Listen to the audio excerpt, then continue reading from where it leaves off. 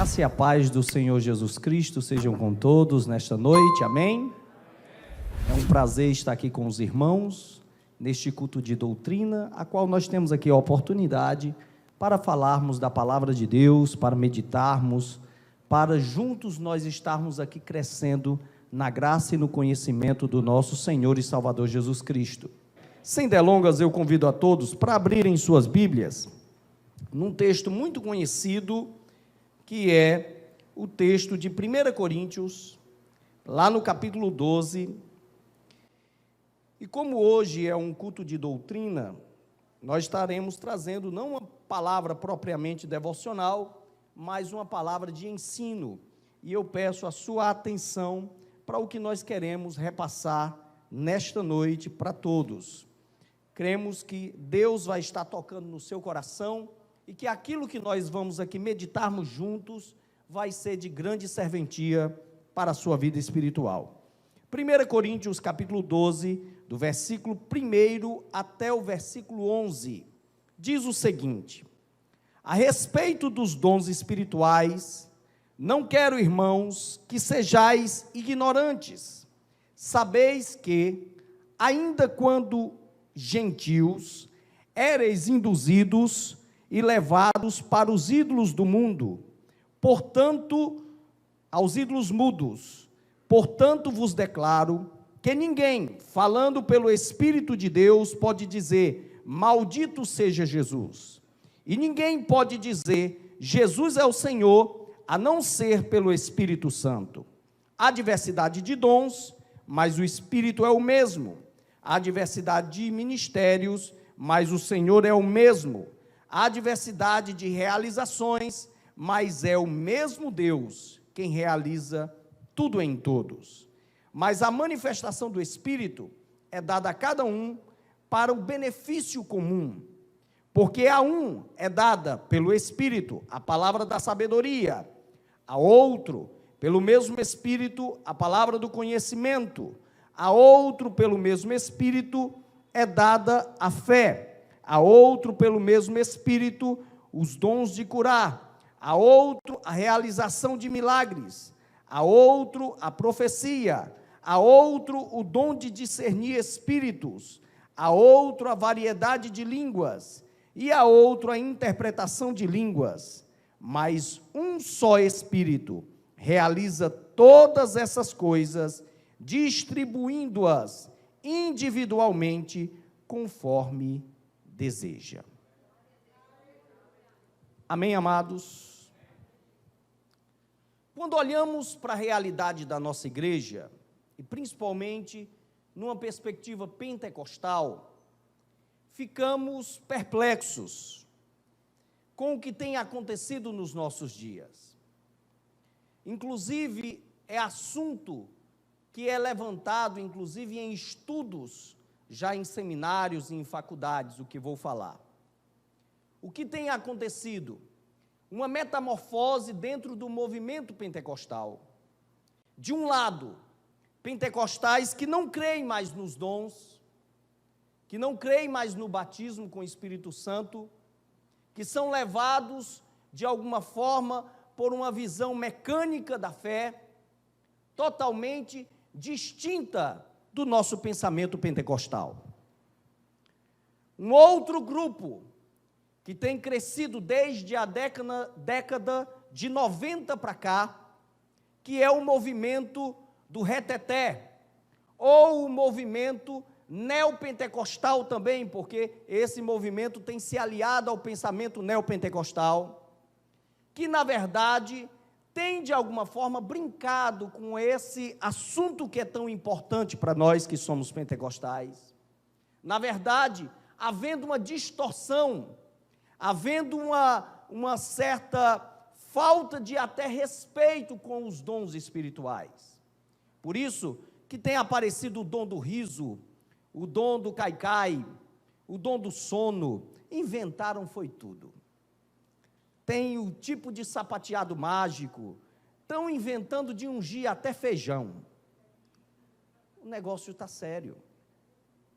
E quando nós olhamos esse texto, e quando lemos o livro inteiro, ficamos boquiabertos, porque Paulo vem falando desses dons, mas ele não vem escrevendo para a igreja de Corinto com muita alegria. Pelo contrário, Paulo chama os irmãos de Corinto, a igreja que tinha os dons de carnais, porque dentro da igreja de Corinto estava tendo pecado, dentro da igreja de Corinto estava tendo divisão, dentro da igreja de Corinto estava tendo prostituição, dentro da igreja de Corinto estava tendo idolatria, dentro da igreja de Corinto estavam brincando até com a ceia do Senhor.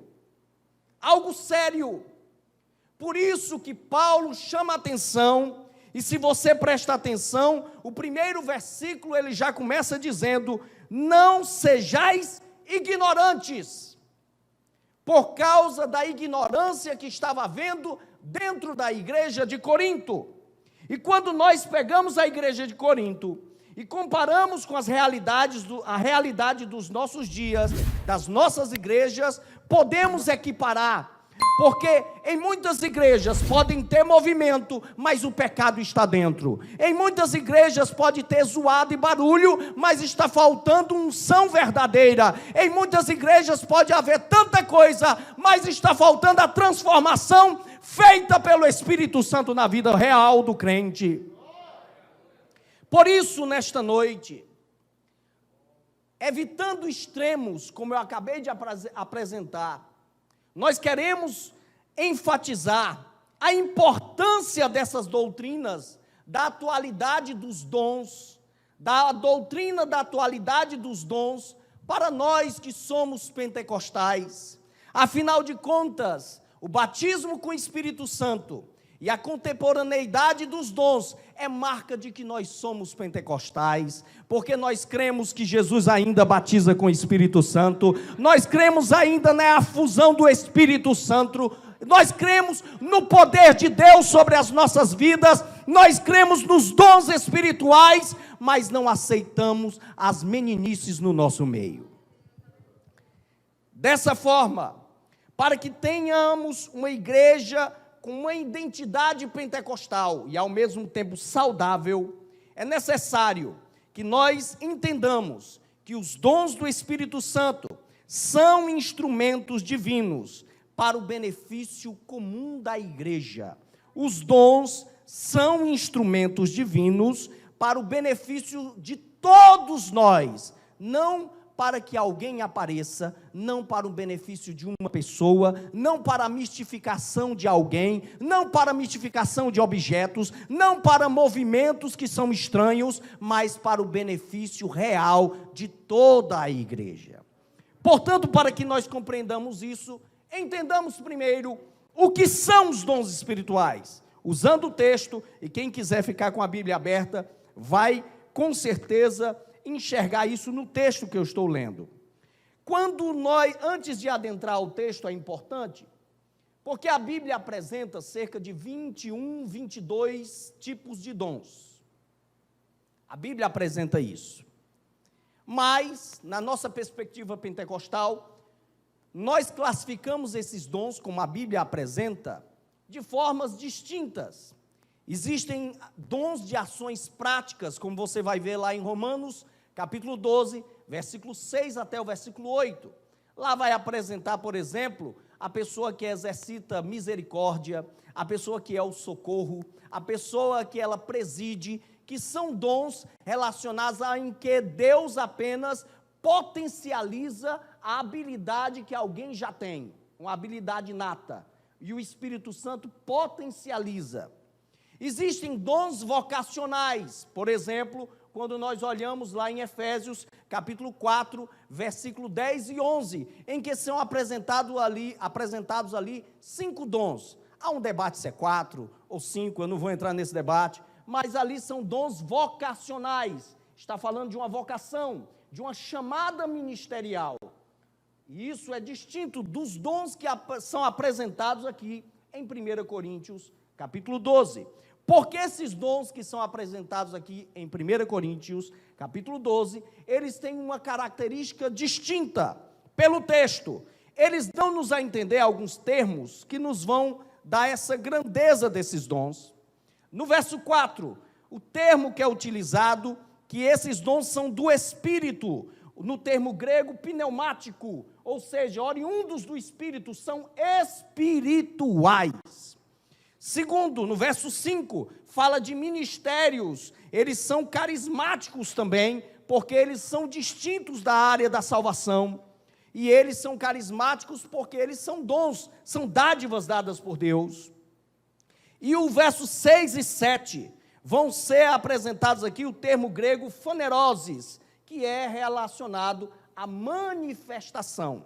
E se você prestar atenção no verso 7, quando se inicia falando dos dons, dessa cadeia de 9 dons, do versículo 7 até o versículo 10, mas no verso 7, quando inicia, aparece a palavra manifestação, porque esse termo é phaneros no grego, falando de quê? De que esses dons, diferente de uma vocação, diferente de uma potencialização de habilidade, ele é uma manifestação sobrenatural. O Espírito Santo vem de forma sobrenatural, se manifestando entre nós, e ele age como ele quer, da forma que ele quer, porque ele é o Senhor sobre todas as coisas.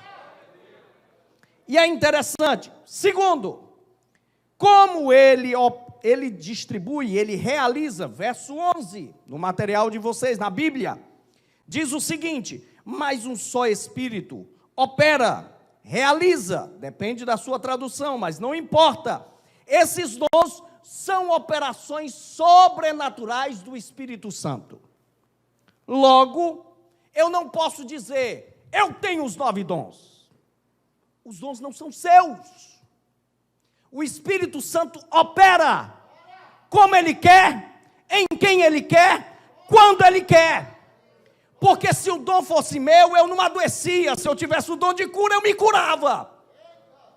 Se eu tivesse o dom de profecia, eu nunca errava, porque Deus estava me dando a profecia na hora que eu quisesse. Se eu tivesse o dom da palavra da ciência, eu era o homem mais sábio do mundo. Eu usaria quando eu quisesse. E não é assim. É o Espírito Santo quem usa quando Ele quer, da forma que Ele quer, porque isso é uma operação sobrenatural, é uma manifestação. Isso é que é importante. Isso é grandioso. Mas um terceiro detalhe ainda, falando dos dons ainda de forma indireta, eles são, mesmo assim, encarnacionais. De que sentido? O Espírito Santo dá, age, opera, mas ele usa algum tipo de ferramenta que você tenha. Por exemplo, a profecia. Não pense que o irmão que é indouto vai falar de forma prolixa. Não vai. Ele vai falar de forma simples. Essa pessoa também vai estar consciente. Não pense que o Espírito Santo é um tipo de possessão, que essa pessoa fica possessa e não sabe o que está fazendo. Pelo contrário, alguém que recebe uma profecia para dar a alguém, ele pode calar a boca, ele pode esperar o momento certo, e ele pode falar no ouvido da pessoa, na hora certa, no momento certo, porque ele está consciente. Então Deus, ele não domina de forma de uma possessão. O dom não é isso, uma manifestação do Espírito Santo não é essa, porque como Paulo fala lá no livro de Efésios, capítulo 5, versos 17, 18 em diante, ele vai deixar claro, não vos embriagueis do Espírito, mas sede cheios do Espírito Santo. Sabe por quê? Porque o Espírito Santo, tudo que ele age é de forma culta, de forma sábia, de forma correta, de forma coerente, de forma racional, como Paulo fala em Romanos, capítulo 12, verso 2. É o culto racional que Deus quer de nós. Por isso, quando você vê alguém perdendo as estribeiras, está alguma coisa errada. Porque essa pessoa, ela poderia muito bem, porque o espírito do profeta é sujeito ao profeta. Deus dá a mensagem para o homem de Deus, para o servo de Deus, mas ele pode conter ela, para o momento certo ele falar. Nós vamos ver isso com todos os profetas veterotestamentários e nós vamos ver com os apóstolos e servos de Deus do Novo Testamento. A sabedoria na forma de agir e de falar. Isso é prova dos dons. E por último, ainda nesse primeiro tópico, o que são os dons? eles são para o benefício coletivo. São esses instrumentos dados por Deus, mas não é para o indivíduo, é para a igreja. Nós somos um corpo, você é só um membro. Então, os dons não são para mim, os dons são para nós. O Espírito Santo pode me usar com um dom sobrenatural e pode usar você com outro. É hora de nós buscarmos esses dons, porque eles são dados para todos nós. Um pode ser usado em profecia, outro em milagres. Um pode ser usado em variedade de línguas e outro em interpretação. Um pode ser usado na palavra do conhecimento, o outro no dom de discernimento, porque é para a igreja e para o benefício comum. Quando você vê a pessoa querendo ser conhecida por algo que faz, tenha cuidado, irmão. Você já deve ter visto muitas vezes ranchos de profetas por aí. Você já deve ter visto aí pregadores estrelas, os conferencistas internacionais. Tenha cuidado, porque a mensagem do Evangelho nos ensina claramente que nenhum de nós aqui é para brilhar, quem é para brilhar é o Senhor Jesus. Logo, os dons, eles têm esse objetivo, é a realidade dos dons. Mas a Bíblia apresenta uma classificação dos dons, desses 9 dons, e é ela que eu quero ser enfático aqui com vocês. Como eu disse, é uma palavra de instrução, de ensino, e eu quero a sua atenção. A Bíblia apresenta os 9 dons, e nós pentecostais, do modelo clássico que nós entendemos, a visão pneumatológica, a perspectiva pneumatológica pentecostal, nós dividimos os 9 dons espirituais, porque cremos na atualidade deles. Eles não foram só para os apóstolos, eles são para nós. Por isso que Paulo chega a dizer lá no capítulo 14, verso 1, que nós devemos buscar de forma ardente esses dons. Eles são nossos. Se você buscar, o Espírito Santo vai te usar. Se você buscar, Deus vai agir na tua vida. É hora de buscarmos eles. Esses dons são para a igreja de Jesus. Aleluia! E aí nós pentecostais dividimos e classificamos esses dons em 3 classes. A primeira classe, portanto, nessa classificação dos dons, nós denominamos como dons de revelação. Por que revelação? Porque Deus mostra algo que está em oculto. É importante chamar a atenção uma coisa, antes de eu falar, quando a gente fala a palavra revelação, muita gente interliga a visão e sonho. Visão e sonho não é um desses dons. Visão e sonho é Deus se manifestando para mim. Pode até a visão ser para outra pessoa, mas eu quem vi. É diferente de um dom, Deus está me usando para o outro. Quando eu estou trazendo uma palavra em profecia, Deus está me usando para o outro. Quando Deus está me usando com o dom de operação de milagres e maravilhas, Deus está me usando para o outro. Isso é um dom. É uma manifestação. Deus está me usando, está me instrumentalizando. É a ideia do dom. Por isso que as visões e sonhos são manifestações de Deus para mim. Mas não existe o dom de sonho e dom de visão. Porque todos nós aqui, a Bíblia diz que o Espírito Santo foi derramado sobre toda a carne, e a Bíblia fala que os velhos terão sonhos e que os jovens terão visões. Isso aqui é para todos nós, visões e sonhos. Dons, Deus vai estar trabalhando com a realidade de cada um, quando Ele quiser, como Ele quiser. Então, voltando para cá, os dons de revelação, a Bíblia fala 3, palavra da sabedoria, palavra do conhecimento e discernimento de espírito. O que é a palavra da sabedoria? É quando Deus me dá uma sabedoria de forma sobrenatural para a resolução de um caso aparentemente impossível, de um caso difícil.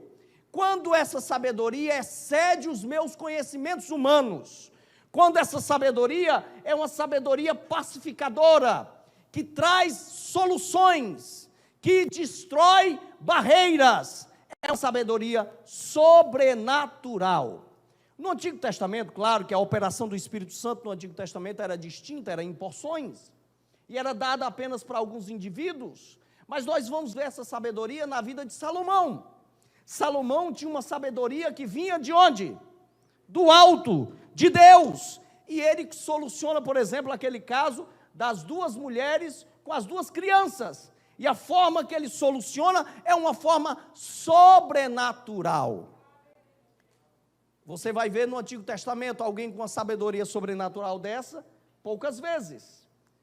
Agora no Novo Testamento, esse dom é dado para que nós sejamos usados. Os líderes devem buscar o dom da palavra da sabedoria para soluções difíceis. Aqueles que ensinam a palavra devem buscar o dom da palavra da sabedoria para soluções de casos difíceis.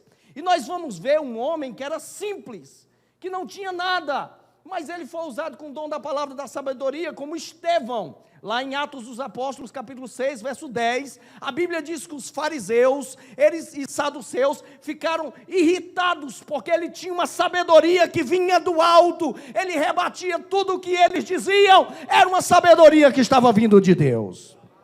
Era só um diácono, mas ele estava cheio do Espírito Santo. Logo, o dom da palavra da sabedoria vai ser importante para soluções de brigas, de contendas dentro da igreja. Quantos casos, às vezes, nós vemos brigas de grupos na igreja, e quando o líder está cheio do dom da palavra da sabedoria, ele é usado pelo dom da sabedoria, da palavra da sabedoria, ele pode solucionar aquele caso pelo Espírito Santo de Deus. Então, este é o dom da palavra da sabedoria. O dom da palavra do conhecimento é distinto do dom da palavra da sabedoria, apesar de serem unidos. A Bíblia fala de um segundo dom aqui, o dom da palavra do conhecimento. É quando Deus nos dá um conhecimento sobrenatural, do íntimo de uma pessoa, pode ser, da vida dela, pode ser até do futuro, Deus pode nos dar. Esse é o dom da palavra do conhecimento. O Senhor Jesus, em muitos casos, ele utilizou os dons espirituais, e ele nos dá o exemplo quando ele olha para Natanael, e ele conta fatos de Natanael, quando ele olha para a mulher samaritana, e ele fala da vida da mulher samaritana, Jesus está usando ali o dom da palavra do conhecimento. Outro exemplo bíblico, claro, você vai ver o apóstolo Paulo, quando há o caso, inclusive, do navio que iria naufragar, e ele sente de Deus naquele momento e diz, vai acontecer isso, tanto com o navio como com as nossas vidas. Ele não teve visão ali, ele não teve sonho ali, ele não foi usado em profecia ali, ele recebeu um conhecimento do futuro que iria acontecer, e aconteceu como ele disse, porque ali foi o dom da palavra do conhecimento. Nós precisamos hoje, irmãos, estarmos buscando esse dom. Por que não vemos na igreja acontecer? Porque nós não buscamos. É hora de buscarmos com zelo, é hora de buscarmos de forma ardente, porque os dons do Espírito Santo são para a igreja, são para nós. É hora de dobrarmos os joelhos e pedirmos o poder de Deus em nossas vidas. O dom de discernimento de espírito é um terceiro dom que nós vemos aqui no texto. E ele é também um tipo de dom de revelação, porque realmente ele mostra algo que está em oculto. Você vai ver esse dom, que ele serve para nós discernirmos se algo vem de Deus ou vem do diabo, se algo vem de Deus ou é da carne. Você vai ver vários homens de Deus sendo usados com dom de discernimento de espíritos. Por exemplo, Pedro, quando olha para Ananias e Safira, ele discerne qual a intenção deles. E a intenção deles não era de adoração, como foi o caso de Barnabé. A intenção deles era de aparecer, e eles não estavam trazendo ali a porção toda da venda da fazenda deles, eles estavam trazendo apenas uma porção, uma pequena porção, para dizer que eram tão quão aqueles, como era Barnabé. Só o que aconteceu? Eles foram brincar com fogo. Eles mentiram para o Espírito Santo e eles morreram. É hora de discernirmos qual o tipo de vento de doutrina está entrando nas nossas igrejas, qual o tipo de profecia que está chegando nos nossos púlpitos, qual o tipo de mensagem que está chegando para nós, vem de Deus ou do diabo? Paulo é usado no dom de discernimento de espírito, quando aquela jovem que corria atrás dele, dizendo, aí está um homem de Deus, aí está um servo do Senhor, ela estava endemoniada. Satanás estava na vida daquela jovem, e ele, cheio do Espírito Santo, repreendeu, porque ele foi usado no dom de discernimento de espírito.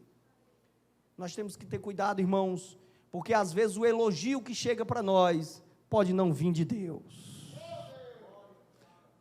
A ajuda que às vezes vem para nós pode não ser de Deus. E é hora de buscarmos o discernimento de espírito. É triste falarmos, mas é visto em nosso meio movimentos que têm aparecido, quando eu falo em nosso meio de forma genérica, no meio evangélico brasileiro, movimentos e movimentos de pessoas aí, que não são, esses movimentos não são do Espírito Santo, não tem nada a ver com Deus, mas parecem e enganam multidões. É hora de eu e você buscarmos o discernimento do Espírito, porque a ação do poder de Deus é séria, é correta, é objetiva. Deus não está buscando encher de maneira nenhuma o nome e a fama de alguém. Deus quer a glória para Ele, não divide a glória dEle com ninguém. Os dons é para o benefício da igreja. Esses são os 3 dons de revelação. Eu tenho que correr aqui com o tempo. E logo depois nós temos 3 dons que a Bíblia apresenta como os dons de poder. Por que são dons de poder? Porque estão relacionados a uma manifestação sobrenatural distinta de ação. Não apenas de revelar, de falar algo que está em oculto, mas de ter uma ação sobrenatural sobre aquelas pessoas. É uma ação. Nós vemos o dom da fé, os dons de curas e operação de milagres e maravilhas. É assim que a Bíblia nos apresenta. O dom da fé, ele é interligado com os outros 2 dons. O dom da fé é quando Deus nos usa com a fé totalmente diferente, sobrenatural. Eu não estou falando da fé salvífica, eu estou falando daquela fé que pode até levantar montanhas. É uma fé diferente, é quando Deus capacita alguém em um determinado momento para que ele creia além dos demais, para uma determinada ação totalmente diferente de poder. Eu poderia aqui sair citando vários exemplos, mas o tempo é pouco. Mas você poderia ouvir falar de John Fox, por exemplo, George Fox, aliás, o nome dele. Era um homem usado por Deus com muita fé. Inclusive, quando o navio que ele estava, quase estava indo ao naufrágio, quase a pique, e todos naquele navio estavam assombrados, ele chamou os demais para orarem. Quando os demais começaram a orar, ele dispensou todos, não preciso mais vocês orarem, eu oro e não vai acontecer nada com esse navio. E não aconteceu. É uma fé sobrenatural que é dada por Deus naquele momento. Há casos de fé que são totalmente distintas. E eles estão intercalados, o dom da fé, com os dons de curas. O que são os dons de curas? É algo óbvio. É Deus me usar para que uma pessoa que está enferma, ela ser curada. Mas por que a Bíblia apresenta dons e não dom? Pelas multiformes maneiras de Deus curar. Deus curou em casos distintos. Houve curas paulatinas, houve curas que foram imediatas. Houveram curas que Deus usou a pessoa, ela lá, próxima, como Deus usou servos de Deus, apenas como Paulo entregou o lenço e curou uma pessoa. Deus às vezes curou, usou você pela fé da pessoa. Esses são os dons de cura. Uma coisa é certa, eles existem, irmãos. Por que nós não estamos vendo no nosso meio? Porque nós não estamos buscando. Estamos conformados com a nossa vidinha. Ora, irmãos, esses dons, os milagres vão seguir os que crerem. É hora de buscarmos eles em nossas vidas. Mas por que não estamos vendo tanto dos nossos templos? Nós não estamos mais evangelizando como antes. Por que antes as nossas igrejas eram tão cheias de milagres? Porque nós íamos atrás das vidas, atrás dos doentes, atrás dos enfermos, atrás dos possessos, e aconteciam milagres. Hoje só tem crente aqui. Nas nossas igrejas atualmente estamos conformados com isso. É hora de nós pentecostais entendermos: o fogo está sobre nós. A unção está sobre nós, é o mesmo Espírito que agiu na vida dos apóstolos, é o mesmo Espírito que está em nossas vidas, é hora de buscarmos o poder de Deus em nós. Operação de milagres e maravilhas, em que se distingue dos dons de cura? Porque esses podem ser milagres totalmente extraordinários, não só a cura de alguém, mas a ressurreição de um morto. Não só a cura de alguém, mas pode ser, inclusive, um milagre sobre a natureza. Fenômenos naturais, Deus pode e faz ainda nos dias de hoje. Se nós pudéssemos aqui ter tempo para falar de exemplos, nós temos diversos, mas pela Bíblia, nós já temos esses fenômenos de forma bem clara. Você vai ver o próprio apóstolo Paulo, víbora mordeu Paulo e não aconteceu nada com ele. Eu e você podemos pisar sobre serpentes e escorpiões. Eu e você temos a autoridade dada por Deus. Homens de Deus do passado que chegavam a atravessar rios. Isso é prova clara que Deus ainda age em nosso meio. Ele pode agir com o dom de operação de milagres e maravilhas. E por fim, para a gente encerrar, os 3 últimos dons que a Bíblia apresenta, que são os dons de elocução ou inspiração. Por que elocução? Porque é pela fala. Por que inspiração? É Deus me motivando a falar o que eu vou falar. É Deus me inspirando, é Deus me impulsionando a falar o que eu vou falar. Os dons que aqui nós temos, variedade de línguas. Nós pentecostais cremos o seguinte, que uma pessoa quando ela é batizada com o Espírito Santo, o primeiro sinal, ela fala um jargão de línguas estranhas, um clichê de línguas estranhas. Quando ela recebe o dom de variedade de línguas, ela pode estar trazendo mensagens inteiras em línguas estranhas, cânticos inteiros em línguas estranhas, ela pode estar adorando a Deus em línguas estranhas. Os cessacionistas dizem, não, aqui está falando de que é uma pessoa que tem habilidade em aprender uma língua humana. Porém, quando nós abrimos a Bíblia, aí em 1 Coríntios 14, 2, desfaz todo esse pensamento. Olha o que o texto diz.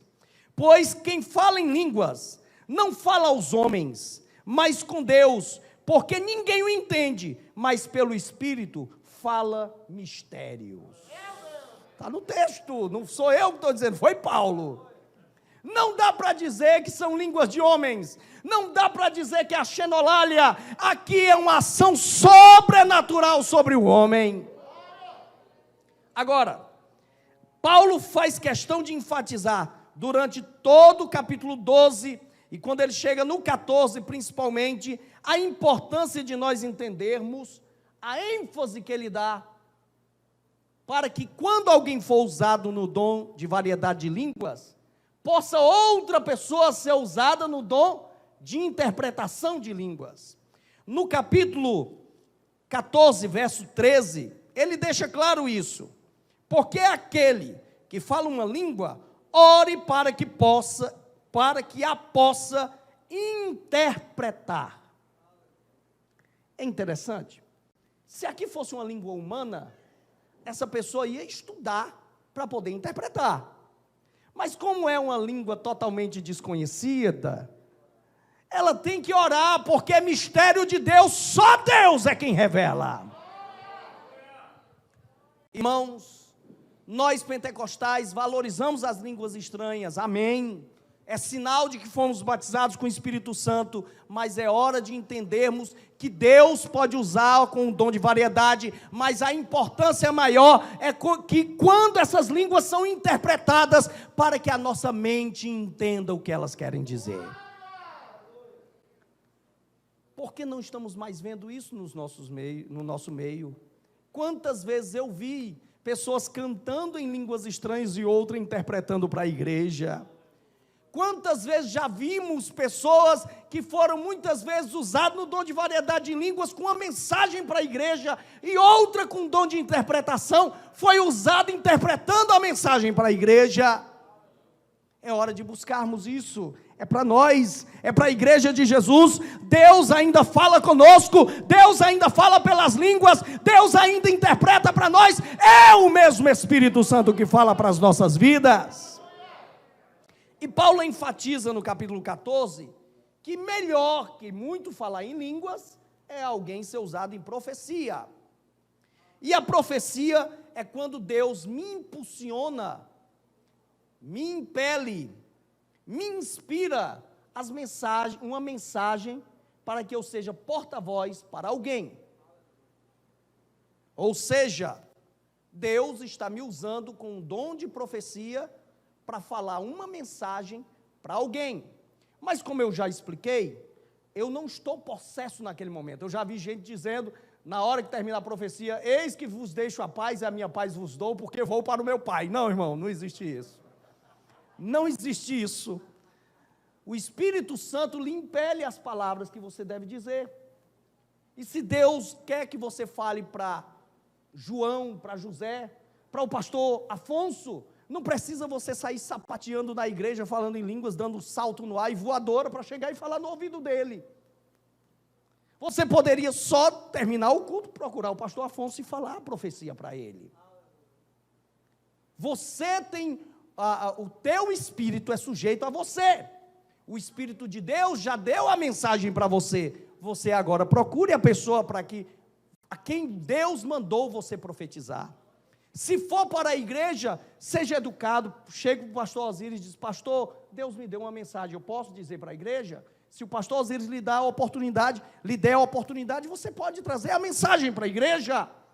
Seja educado, porque Deus é educado. E Paulo encerra o capítulo 14 dizendo isso mesmo, tudo com ordem e decência, porque na igreja de Corinto tinha virado uma bagunça.